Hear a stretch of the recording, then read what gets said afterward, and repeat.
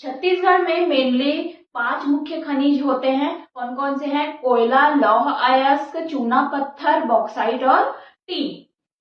तो देखते हैं, पहला है कोयला। कोयला भंडारण की दृष्टि से भारत में छत्तीसगढ़ का कितना स्थान है? तीसरा स्थान है और उत्पादन में दूसरा स्थान है।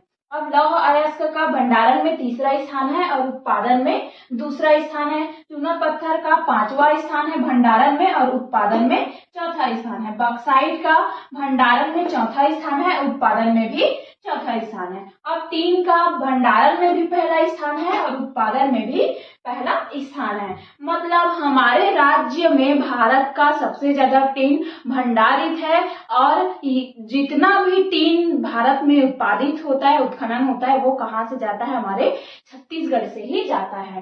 तो कोयला सबसे ज्यादा भंडारण किस जिले में है? रायगढ़ जिले में है। और उत्पादन कहाँ होता है? कोरबा में होता है।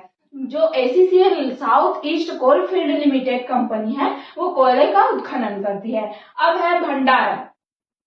लौह अयस्क का कौन से जिले में सबसे ज्यादा भंडारण है? दंतेवाड़ा में। और उत्पादन भी कहाँ से होता है? दंतेवाड़ा से होता है। आपने सुना होगा किरंदुल, बचेली, बैलाडीला, इन सब में क्या होता है? लौह अयस्क का उत्खनन करता है। ये कौन करते हैं? NMDC, national mineral development corporation. ठीक है। अब चूना पत्थर सबसे ज्यादा भंडारण कहाँ है? किस जिले में है? बलौदाबाजार में है। और उत्पादन भी बलौदाबाजार में ही होता है। अब है बॉक्साइट का भंडारण कौन से जिले में सबसे ज्यादा है? बलरामपुर में है। और उत्पादन होता है हमारा सरगुजा से। टीन का भंडारण दंतेवाड़ा में सबसे ज्यादा, उत्पादन भी दंतेवाड़ा से ही होता है। अब भारत देश का कितना % है ये? तो भारत देश का जो कोयला हमारे छत्तीसगढ़ राज्य में होता है वो 20.73% है। लोहा 16.64% है। चूना पत्थर 10.94% है। बॉक्साइट 4.32% है। और टीन 100% है।